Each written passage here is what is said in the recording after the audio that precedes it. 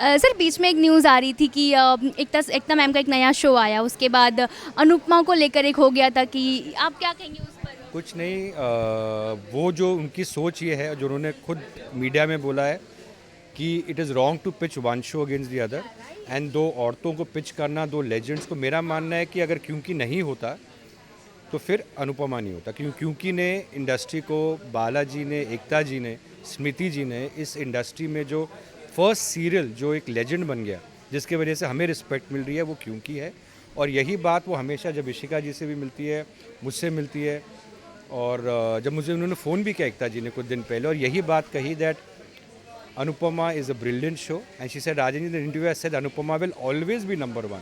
तो इतनी विशेज़ उनसे आती है, तो all the best wishes to her and she is an inspiration for me. सबसे पहले तो राजन सर, आप दोनों का बहुत बहुत स्वागत है बज़ूका पर।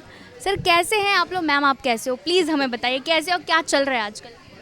बस अच्छा चल रहा है आजकल। इशिका का एक जो उसके वेब सीरीज़ जो बना रही है फॉर सम डिजिटल प्लेटफॉर्म्स, उसका शेड्यूल तो ख़त्म हो गया विच शी वॉज डूइंग। उसका एडिटिंग म्यूज़िक चल रहा है। अभी जो नेक्स्ट उसने सीरीज़ लिख रही है, वो खुद उसने पहली बार पूरी सीरीज़ खुद लिखी है। तो आज हमारी पूरी रीडिंग थी सारी टीम्स के साथ, प्रोडक्शन टीम, डायरेक्टर, सबके साथ।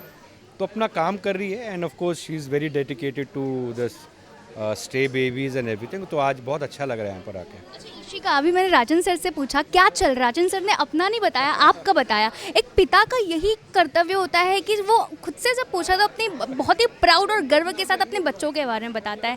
क्या कहेंगे जब पिता की तरफ से ऐसे जवाब आते हैं कि मेरी बेटी ये कर रही है, मैं बहुत खुश हूँ? वो ऑनेस्टली मेरा वो तो बचपन से मैंने आई थिंक अगर कुछ खास भी ना किया हो तो my dad has always been very happy. तो मेरे पास इतना कॉन्फिडेंस आई थिंक आया है just because to even speak और to do anything in life is because I know कि my dad is going to be happy. तो I don't care if there is a critic out there in the corner और anywhere because I know that he is proud of मी। तो yes it makes. आज आप इन्हें support कर रहे हैं, आपको भी आपके दिनों में कोई सपोर्ट किया होगा? आई थिंक सपोर्ट तो मैं करता है, मतलब ये खुद ही अपना करती है। शी जस्ट मार्गदर्शन बहुत सारे लोग थे इंडस्ट्री में, मेरे नाना जी, जयराज जी जो वेटरन एक्टर थे, महेश भट्ट साहब, बहुत सारे लोग थे जिन्होंने हमेशा मार्गदर्शन दिया। क्योंकि ये जो हमारी इंडस्ट्री है, यहाँ पे आपका मेहनत आपके कर्म के हिसाब से आपको मिलने वाला है। आपके कितना भी बैकड्रॉप स्ट्रॉन्ग हो, ये हो, उसका फ़र्क नहीं पड़ता। सो वी ऑलवेज होप कि सद्बुद्धि रखो, मेहनत करो, हम्बल रहो एंड डे टू डे मेहनत करो, उसका फल मिलेगा। And that advice people give. बाकी जर्नी आपकी है। सर बहुत सारे शोज़ आपने बनाए हैं, कोई एक ऐसा शो जो आपके दिल के बेहद करीब है? नहीं, वैसे तो हर शो ही होता है। लेकिन सर एक शो जो जिसे लगाने में खून पसीना मेहनत सब एक आपने कर दी हो। देखिए मैं नो सब शोज़ हैं, इवन मतलब अनुपमा, रिश्ता, सारे जितने, कुछ तो लोग कहेंगे वन ऑफ फेवरेट्स ऑल्सो, सब शोज़ हैं। बट मैं ये कहूँगा मेहनत सब में करी है। जो नहीं भी चले, कुछ ज़्यादा चले, कुछ बहुत चल रहे हैं, सब में मेहनत सेम थी। मेहनत 1% भी कम नहीं करी।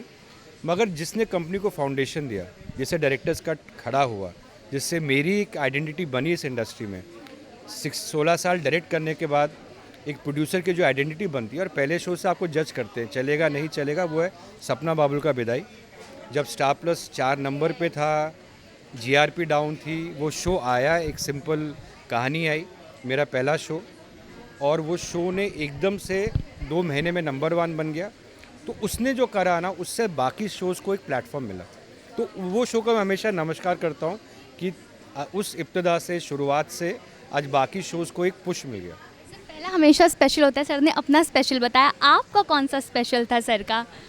डैड का आई थिंक डैड का ये रिश्ता क्या कहलाता है बिकॉज मैं बचपन से सेट पे जा रही हूँ। मैं बचपन से सेम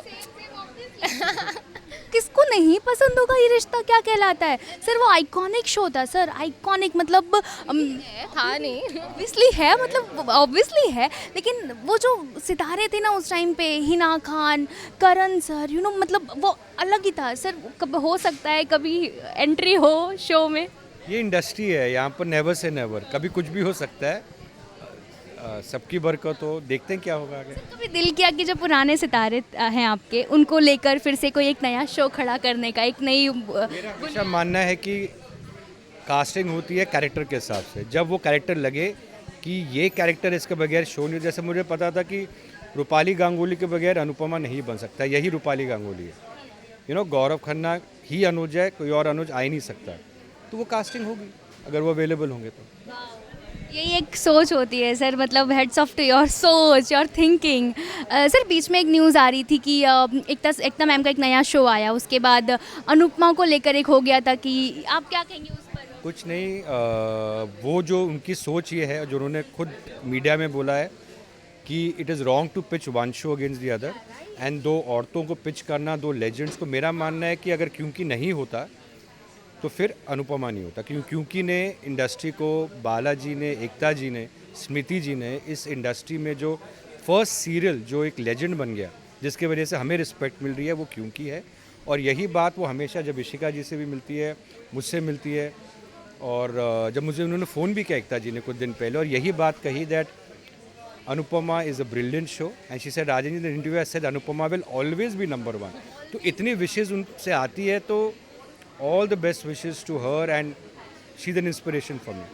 वाओ, मतलब इतने अच्छे ख्यालात हैं। कभी ऐसा फील हुआ जब इस इंडस्ट्री में आके, कभी इनसिक्योर फील हुआ है कि मैं कैसे करूँगी या मैं डर रही हूँ, और आप डैड ने आपको उतना ही सपोर्ट किया कि यार बेटा तुम कर लोगे यार, आई थिंक आई सीन डैड जब दूसरे शोज आए हैं या कुछ भी हुआ है, he is never ever felt like कोई और शो कंपटीशन है। तो विच इज़ वाई मेरा भी माइंडसेट वैसा है कि अगर मेरे सामने कोई और शो है या मेरे सामने कोई और प्रोजेक्ट है, तो it's not a competition, and instead we should be happy कि ऑडियंस को मिल रहा है जो उनको चाहिए। तो आई थिंक या हम सबका, I think we all catering to the audience and we are just happy, nothing is a competition, we just want to serve them. I think I love your thoughts. Lastly sir, क्या कुछ आने वाला है नया upcoming जो आप create करने वाले, एक नया इतिहास क्रिएट करने वाले हैं, कुछ अपकमिंग है? इतिहास तो ये होता है कि सुबेरे उठे, एक वो इतिहास है। भगवान ने हमें वो रखा है, कितना मतलब हमारे ऊपर वो ब्लेसिंग है कि हम काम कर सके। जब आधी इंडस्ट्री कोविड के बाद काम नहीं कर रही है, घर पे बैठी है, वो ऐतिहासिक है। और हर दिन एक नया चैलेंज है, हर दिन अपना कुछ ज़ीरो बन के काम करो। अनुपमा रिश्ता में और मेहनत करेंगे, इशिका अपने प्रोजेक्ट्स में काम करेगी, यही इतिहास है हर दिन का।